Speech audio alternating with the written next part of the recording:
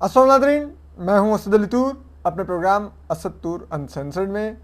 आज जो हम आपको बड़ी खबर लाए हैं वो साबिक वज़ीर-ए-आज़म इमरान खान की नाअहली और गिरफ़्तारी से मुतल्लिक है कि अब उनके जो केसेस हैं किस तरह से अब वो उन पर जिसे कहते हैं ना वो प्रोग्रेस शुरू हो गई है। और वो प्रोग्रेस की बुनियाद पर आप कह सकते हैं कि आने वाले हफ्तों और महीनों में इमरान खान साहब किसी भी सूरत में डिस्क्वालिफिकेशन से भी नहीं बच सकेंगे और गिरफ्तारी से भी नहीं बच सकेंगे। हम ये आपको तफसीलात बताने लगे हैं कि क्या हैं वो चीज़ें जिन पर इमरान खान साहब अब उनका मुस्तकबिल तारीख हो गया है। कल एक साइफ़र का नया केस भी अब सामने आ गया है, लेकिन जो हम आपको बताएंगे वो क्या क्या अवामिल हैं इमरान खान साहब की सिर्फ एक केस में डिस्क्वालिफिकेशन नहीं होगी। इमरान खान साहब एक से ज़्यादा केसेस में डिस्क्वालीफाई होंगे, एक से ज़्यादा केसेस में जेल जाएंगे। तो ये सब कुछ बहुत दिलचस्प है, हम आपको वो तमाम तफसीलात बताते हैं। तो पता है इमरान खान साहब 9 अप्रैल के बाद उनके ख़िलाफ़ जब बारी बारी केसेस आने शुरू हुए तो वो तमाम केसेस को उस पर पेशी पर तैयार नहीं थे, चाहे तोशा खाना केस हो या दीगर नैब के केसेस हों या उनके ख़िलाफ़ जो क्रिमिनल नोयत के लाइक पुलिस एहलकारों को धमकाने, जज को धमकाने के केसेस हों, तो वो अदालत में पेश नहीं हो रहे थे। और एक अरसे से एक जत्थे के अंदर वो छुप के उन्होंने पनाह ली हुई थी ज़मान पार्क में। और वो उन जत्थों के ज़रिए जब भी पुलिस वारंट की तामील करवाई जाती थी या उनके अरेस्ट वारंट जारी होते थे तो पुलिस जाती थी उनको गिरफ़्तार करने के लिए, तो वो जत्थे हमलावर होते थे पुलिस पर। और फिर सोने पे सुहागा लाहौर हाई कोर्ट के जजेस घंटों नहीं बल्कि दिनों तक इमरान खान साहब का इंतज़ार करते थे कि आप आएँ तो हमसे बेल ले लें। और मतलब जज जैसे लग रहे होते थे जैसे कोई जज इमरान खान के नौकर हैं, रियासत पाकिस्तान के वो जिसे कहते हैं ना नहीं है वो अहलकार, वो कोई जुडिशल अफसरान नहीं है, वो इमरान खान के जैसे कोई नौकर हैं। इस अंदाज में लाहौर हाई कोर्ट के जजेस ने मादरत के साथ बिहेव किया। सुप्रीम कोर्ट के जो चीफ जस्टिस अमृता बंदयाल साहब का धड़ा था उसका किरदार बहुत अफसोसनाक रहा। उन्होंने इस अंदाज में अदालत को चलाया। इमरान खान साहब को जिसे कहते हैं उनके कदमों पर उनकी सियासत को खड़ा करने के लिए वो इस हद तक गए, चाहे वो उन्होंने 63A में री राइट ऑफ कॉन्स्टिट्यूशन करके पंजाब असम्बली बहाल करवाई हो और उसके ज़रिए एक सियासी अदम इस्तेहकाम मुल्क में पैदा किया हो जिसके असरात पाकिस्तान की मईशत पर बराह रास्त पड़े हों और मुल्क में एक अब तक के गैर यकीनी की फ़ज़ा बरकरार हो। इसमें इन जजेस का बहुत बुनियादी किरदार है। और अगर आप इस किरदार को कहीं ना कहीं सॉरी टू से मुजरमाना भी कहें तो शायद वो भी दुरुस्त होगा। तो अब लेकिन जारी बात है अब चीफ जस्टिस अमृता बंदयाल साहब अब घर जा रहे हैं सितंबर में। अब उनकी जो पिछले कुछ अरसे में जो 9 मई के बाद खुसूसन हुआ तो पाकिस्तानी मिलिट्री इस्टेब्लिशमेंट ने पाकिस्तानी जो आला अदलिया थी, सुप्रीम कोर्ट और हाई कोर्ट, इनकी रिट बुनियादी तौर पे ख़त्म कर दी। और इस रिट के ख़त्म करने की बुनियाद पर आप देखिए कि Islamabad high court, Lahore high court PTI के एहलकारों को ज़मानतें दे रहा था, 3 MPOs की डिटेंशन ख़त्म कर रहा था, लेकिन वो फिर भी पुलिस एहलकार उनको किसी नए मुकदमे में जेल के बाहर से पकड़ के दोबारा अंदर डाल देते थे और अदालतें बिल्कुल बेबस हो गई। और इवन के यहाँ तक के लाहौर हाई कोर्ट के चीफ जस्टिस अमीर भट्टी, जिनके बारे में बहुत संगीन इल्ज़ामात लग रहे थे, जो शहजाद अकबर से भी अपने चैम्बर में बुला के मुलाकातें करते थे, ऑन रिकॉर्ड वो मुलाकात होती थी कि वो शहजाद अकबर लोग देखते थे कि उनके चैम्बर में मिलने उनको जा रहे हैं, जो इमरान खान साहब के एक नोटोरियस अकाउंटेबिलिटी के वो मिनिस्टर थे। तो और फिर उनके दामाद PTI के पंजाब में मिनिस्टर थे और वो अपने दामाद की इलेक्शन कैंपेन के लिए भी उन पर इल्ज़ाम था, फैसलाबाद में जाकर चलाते रहे। फिर इन दैन उनके उन्हीं दामाद अली अफजल शाही को भी पुलिस ने गिरफ्तार कर लिया और वो बिल्कुल बेबस हो गए और सब कुछ एक अदलिया की आला अदलिया की रिट ख़त्म कर दी गई। तो उसके बाद फिर फाइनली जो लोअर कोर्ट्स थी उन्होंने इमरान खान साहब के ख़िलाफ़ अब मुकदमात को प्रोसीड करना शुरू किया है। इससे पहले ज़ाहिर बात है लोअर कोर्ट्स देखती थी कि हमारी हाई कोर्ट के जजेस, हमारे सुप्रीम कोर्ट के जजेस वो इमरान खान साहब के आगे सरबसजूद हैं, तो हम किस तरह जुर्रत करें। ज़ाहिर बात है क्योंकि ये जो लोअर कोर्ट के जजेस होते हैं इंतज़ामी तौर पे हाई कोर्ट्स के मातहत होते हैं। लाइक जो पिछले इमरान खान साहब के जो जज थे जो केस सुन रहे थे तोशाखाना वाले, जैसे ज़फ़र इकबाल, जो जज ज़फ़र इकबाल थे एडिशनल सेशन जज, वो अब इंतज़ामी तौर पर आते ही लाहौर हाई कोर्ट के अंडर थे और डेपुटेशन पर इस्लामाबाद की डिस्ट्रिक्ट कोर्ट में तैनात थे। अब वो कैसे लाहौर हाईकोर्ट के चीफ जस्टिस अमीर भट्टी से टक्कर लेते हैं इमरान खान के खिलाफ। उन चीफ जस्टिस के वो जिनके मातहत आते थे, वो चीफ जस्टिस का दामाद इमरान खान साहब की पार्टी का वजीर था, तो वो फिर यही होना था। बहरहाल फिर भी वो वारंट जारी करते रहे, लेकिन कुछ हो नहीं सका। लेकिन अब फाइनली जो केसेस हैं वो आगे बढ़ने लग गए हैं। हम आपको तफसीलात एक्सक्लूसिवली बता रहे हैं कि अब नैब ने इमरान खान साहब को तोशाखाना केस और जो अलकादिर ट्रस्ट का केस है उसमें नैब और ये जो अदालतें हैं ये बड़ी तेज़ी से पेश रफ्त कर रही हैं। जो अलकादिर ट्रस्ट का केस है, इसमें इमरान खान साहब के साथ उनकी अहलिया बुशरा बीबी भी बलाए रास्त मुलव्वस हैं। और ये तो बड़ा सीधा साधा केस है। आप देखिए 190 मिलियन पाउंड पाकिस्तान के बदतरीन कब्ज़ा माफिया चोर मलिक रियाज के, ये इमरान खान साहब ने एडजस्ट करवाए सुप्रीम कोर्ट के जुर्माने में। और उन्हीं दिनों में इमरान खान साहब डोनेशन के नाम पर एक अलकादिर ट्रस्ट का एक वो जिसे कहते हैं ना, वो एक ड्रामा खड़ा करते हैं कि मैं एक अलकादिर ट्रस्ट एक यूनिवर्सिटी बना रहा हूँ, और उसके लिए ज़मीन 456 कनाल मलिक रियाज से ले लेते हैं।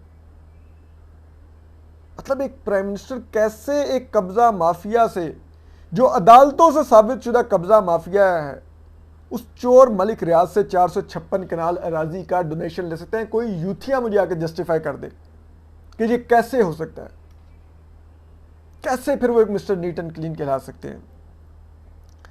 तो अब उसमें ज़रा ये बता रहे हैं कि अब क्योंकि आप जानते हैं कि नैब ने इंक्वायरी को अब इन्वेस्टिगेशन में तब्दील कर दिया है। इंक्वायरी का मतलब होता है कि आपके ऊपर कोई इल्ज़ाम लगता है तो नैब एक इब्तदाई इंक्वायरी करता है कि ये जो इल्ज़ाम हमारे आगे भेजा गया है ये वैसे फ्रिवलेस किस्म का इल्ज़ाम है या इसमें कोई सब्सटेंस है। अगर नैब को उसमें सब्सटेंस मिले तो फिर नैब उसको इन्वेस्टिगेशन में तब्दील कर देता है कि ये वाकई मामला कुछ गड़बड़ है, हम इन्वेस्टिगेट करेंगे अब इसको। तो उसमें जो अब तक इमरान खान साहब और बुशरा बीबी ने जो जवाबात जमा करवाए हैं वो तसल्ली बख्श नहीं है।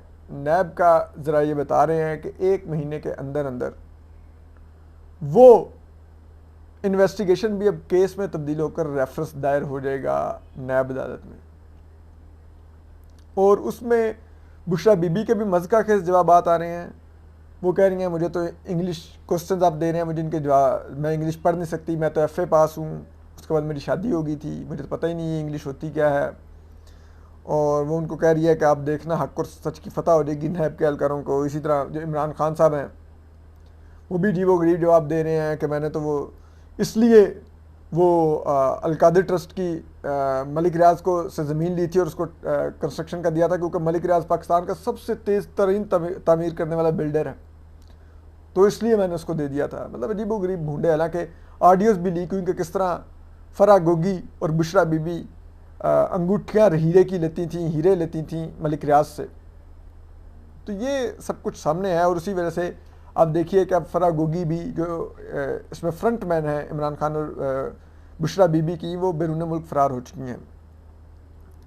तो ये अब मामला बहुत संगीन नोयत का है और 1 महीने तक इसमें रेफरेंस दायर होने का इम्कान है। इसी तरह जो तोशाखाना केस था उसमें भी इमरान खान साहब के पास कोई सफिशेंट जवाब नहीं है। वो भी अब उसकी प्रोग्रेस शुरू हो गया, हालांकि इमरान खान साहब ने उसकी 20 पेशियों पर पेश नहीं हुए, और अब भी कभी जज पर एतराज़ करते हैं, कभी किसी पर एतराज़ करते हैं, और वो उनका जो जज पर एतराज़ था वो भी सेशन कोर्ट ने मुस्तरद कर दिया। तो उसके बाद अब इस जज ने डे टू डे हियरिंग शुरू कर दिया, और 20 जुलाई का इमरान खान साहब की तोशाखाने में एक और तारीख है। और उसकी वजह यह है 20 तारीख यानी कि ये आज की बाय द वे तारीख बनती है, आज इमरान खान साहब की इसमें एक और पेशी थी, ठीक है।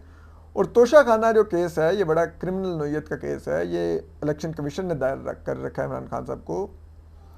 तो अलकादिर ट्रस्ट में भी इमरान खान साहब की कन्विक्शन होगी, डिस्क्वालिफिकेशन होगी। तोशाखाना केस में भी नजर आ रहा है कि इमरान खान साहब की डिस्क्वालिफिकेशन और कन्विक्शन होगी, क्योंकि तोशाखाना केस में भी चीज़ यह है कि इमरान खान साहब ने जो घड़ियाँ बेची, एक तो जो इन्होंने दावा किया मैंने फ़लाँ शॉप पर बेची है, वो झूठा दावा निकला। हाथ से लिखी हुई उस शॉप की रसीद पेश की कि ये देखो ये मुझे वो रसीद है घड़ियाँ ख़रीदने की, और शॉप ओनर ने कहा कि ये मेरी रसीद ही नहीं है, ये इन्होंने हाथ से लिखी है, झूठी रसीद है। तो वो भी इमरान खान साहब का गवाह बन गए। फिर इमरान खान साहब ने जो उन घड़ियों की कीमत लगवाई वो प्राइम मिनिस्टर ऑफिस के तोशाखाना डिपार्टमेंट से, वो कीमत भी गलत लगवाई। फिर ये होता है कि आपने आधी कीमत अदा करके वो घड़ियाँ ख़रीदनी थी। इमरान खान साहब ने पहले मार्केट में बेची, बाद में कीमत पे की। फिर इमरान खान साहब ने जो दावा किया कि मैंने इतने की मार्केट में बेची हैं, वो कीमत भी कोई वाया चेक नहीं वसूल की हुई कि वो कहेंगे ये देखो मुझे वाया चेक उस शॉप से कीमत आई हुई है। ठीक है, फिर जो इमरान खान साहब दावा कर रहे हैं कि मैंने इतने कीमत की ये घड़ियाँ मार्केट में बेची हैं और ये मेरे अकाउंट में पैसे पड़े हुए हैं, जो मैंने ये पैसे दरअसल उन घड़ियों की कीमत है, तो वो पैसे भी वो नहीं है जो इमरान खान साहब दावा कर रहे थे। और फिर last but not least, Imran Khan साहब ने ये घड़ियाँ फ़रोख्त करना अपने एसेट डिक्लेरेशन फॉर्म में शो ही नहीं किया हुआ, जो कि एक जुर्म है।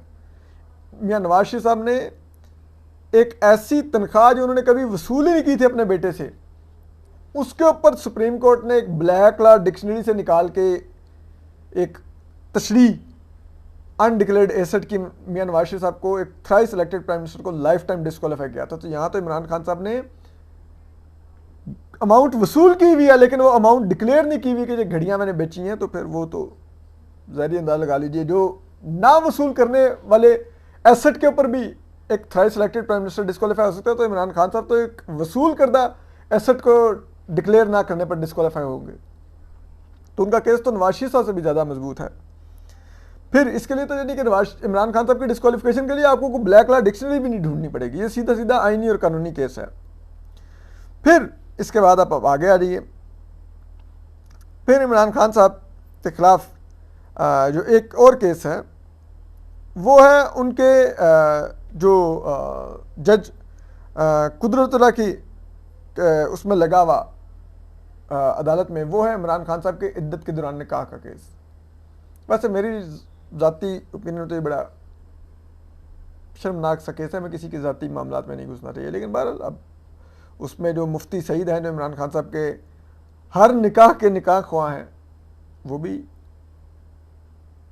इसके खिलाफ इमरान खान साहब के खिलाफ गवाही दे चुके हैं कि इमरान खान साहब ने 1 जनवरी में निकाह किया और वो इद्दत के दौरान था, और दूसरा निकाह फिर इन्होंने जब पता चला कि वो इद्दत के दौरान निकाह किया तो मैंने इमरान खान को कहा ये आपका निकाह फासिक है, और फिर उन्होंने दूसरा निकाह किया।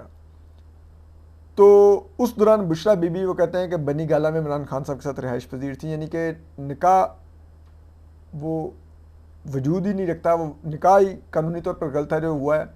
और उस गलत निकाह के दौरान बुशरा बीबी इमरान खान साहब के साथ बनी गाला में मुकीम थी, जबकि उस दौरान उनको इद्दत में कहीं और मौजूद होना चाहिए था, जहाँ पर वो किसी गैर महरम मर्द के साथ न होती। और इमरान खान साहब अगर देखा जाए शरई लिहाज से तो एक लिहाज से एक गैर महरम मर्द थे उनके लिए, लेकिन वो उनके साथ रिहाइश पजीर थी। फिर ओन चौधरी जो इमरान खान साहब के वो पॉलिटिकल सेक्रेटरी रहे हैं, सबसे काबिल एतमाद साथी रहे हैं कई दहाइयों तक, वो अब सामने आ गए, वो भी इमरान खान साहब के खिलाफ गवाह हैं। वो कहते हैं इमरान खान साहब ने इद्दत के दौरान निकाह किया था और वाकई दूसरा निकाह हुआ था बाद में, जब साबित हो गया था इमरान खान साहब ने इद्दत में पहला निकाह किया हुआ है।